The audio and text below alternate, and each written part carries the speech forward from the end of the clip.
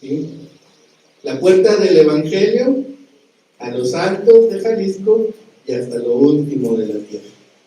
¿Sí? Ese es nuestro eslogan, ese es nuestro propósito, eso es lo que el Señor ha puesto en nuestro corazón. Pero la iglesia, el trabajo, la obra es de Dios. Y Juan lo sabía. Dice, yo no soy digno ni siquiera de desatarle, ¿sí?, las sandalias, su calzado, ¿sí?, recogerlo. Dice, ni siquiera eso. Dice, es el trabajo más humilde, el del siervo. Habíamos hablado que los discípulos podían ayudar en cualquier cosa al maestro, dice, menos desatarle las sandalias, porque ese trabajo es para los siervos, para el esclavo. Y Juan dice, yo ni siquiera me considero digno. Dice, soy menos que un esclavo. Y de ese hombre declara Jesús, no ha habido hombre que haya nacido de matriz más grande que Juan el Bautista. Dice, yo doy testimonio que no ha habido un hombre más grande que Juan. Entonces, es recompensada esa humildad y ese papel que Juan el Bautista está consciente. Lo segundo es la respuesta de los discípulos. Hemos sido llamados a predicar, hemos sido llamados a ser sus discípulos. Pero viene algo muy interesante, y esto siempre nos va a pasar cuando estamos predicando. Estamos muy emocionados, terminamos el discipulado, queremos compartirle a todo el mundo. Y Jesús dice, ¿qué buscas? ¿Qué buscan? Les dice a los discípulos de Juan. Versículo 38, y volviéndose Jesús, y viendo que le seguían, les dijo, ¿qué buscan? Si el Señor nos preguntara hoy, ¿qué buscan? ¿Qué busca hermano Jorge? ¿Qué busca hermana Yasmín? ¿Qué busca cada uno de nosotros? ¿Qué responderíamos? Es sorprendente esta pregunta. Lo hizo para su beneficio, ya que él en su pleno conocimiento sabía lo que estos dos discípulos querían. Sabía que estos discípulos de Juan estaban convencidos de su pecado. ¿Por qué? Porque habían escuchado el mensaje de Juan, habían sido sensibles y estaban poniendo todo de su parte para cambiar su forma de vida, para cambiar sus actitudes, para cambiar sus pensamientos. Es lo mismo que hacemos nosotros todos los días. Luchamos con esta carne. Pablo llegó a decir, lo que quiero hacer no hago, y lo que no quiero hacer eso hago. Que traducido es, luchamos con la carne. ¿Sí? Un pensamiento, y ya mi pensamiento es tan rápido que ya lo pensé. ¿Sí? Ya maltraté a alguien, ya ofendí a alguien, ya tuve un pensamiento que no es agradable a Dios. ¿Sí? Me hace una grosería y ya por dentro digo, híjole, que se lo lleve la chinche y no lo regrese. ¿Sí?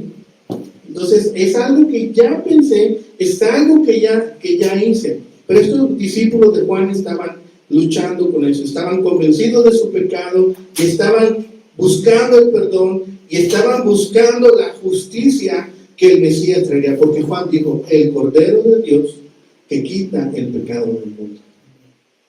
Ya, dice, Él les va a quitar el pecado del mundo.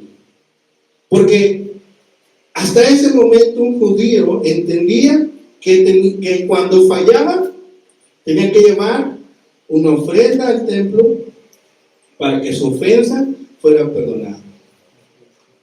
Era una ofensa pequeña, podía llevar 2 tortas de harina, ¿sí?, cocinadas en las brasas.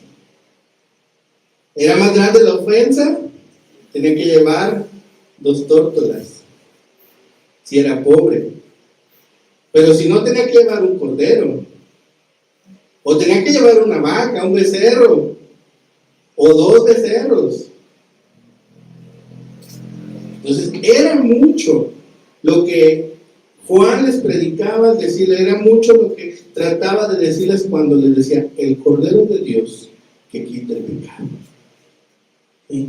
Nosotros hemos llegado delante del trono de justicia de Cristo y ha dicho, el pecado que tienes ya no está sobre ti. Ya no hay acusación sobre ti. Ya no hay ninguna acusación que te permita a ti ser señalado como pecador. Seguimos en esta tierra, seguimos luchando, pero ya no está sobre nosotros ese castigo. Dice el versículo 37 que uno de los posibles discípulos era Andrés, porque después lo vuelve a retomar en el versículo 40. Dice: Andrés, hermano de Simón Pedro, era uno de los dos que habían oído Juan y habían seguido a Jesús. Sabemos que era Andrés, uno de ellos. Del otro no sabemos, pero él siguió al maestro.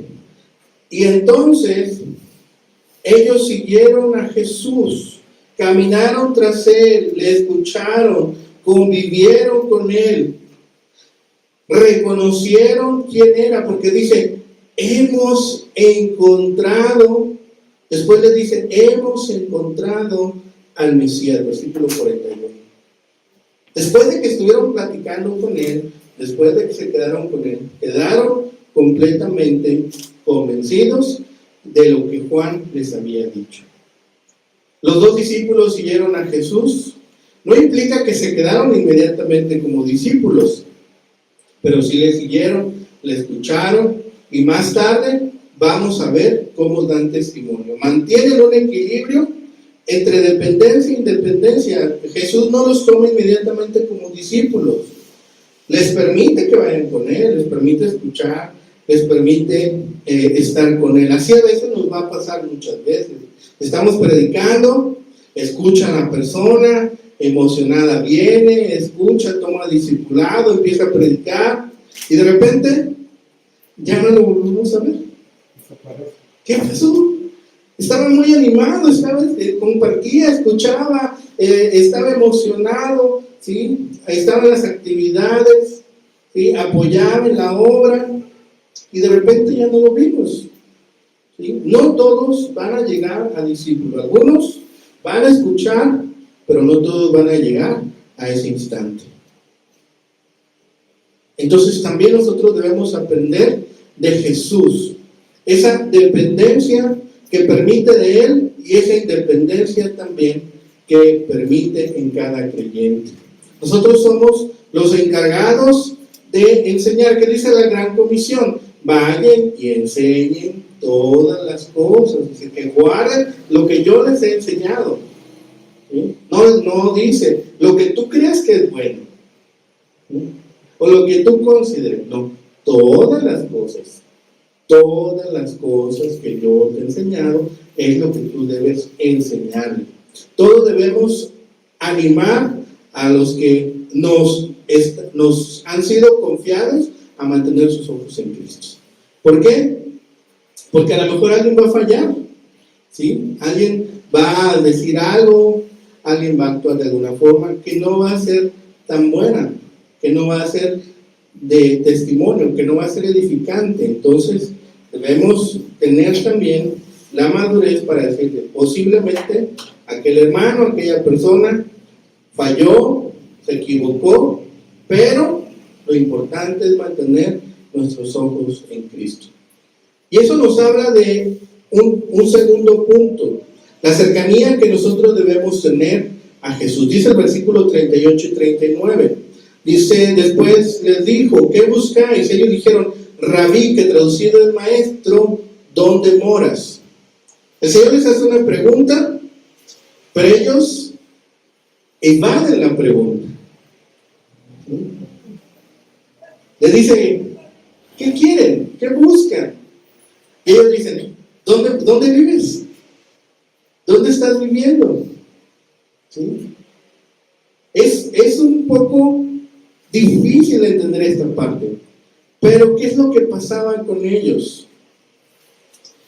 Era la motivación para servir a Jesús o seguir a Jesús la que se estaba poniendo a prueba de estos dos hombres. Y esto nos ayuda a pensar si buscamos nuestra gloria o la gloria de Dios, que seamos glorificados nosotros o que sea glorificado el nombre de nuestro Dios. ¿Qué estamos buscando al seguir a Jesús? Hay promesas, muchas promesas. Y yo podría decir que estamos buscando una esposa, un esposo, un mejor trabajo, ¿sí? La ayuda para criar a sus hijos, para llevarlos a la universidad, más amigos, mejor personalidad, salir de deudas.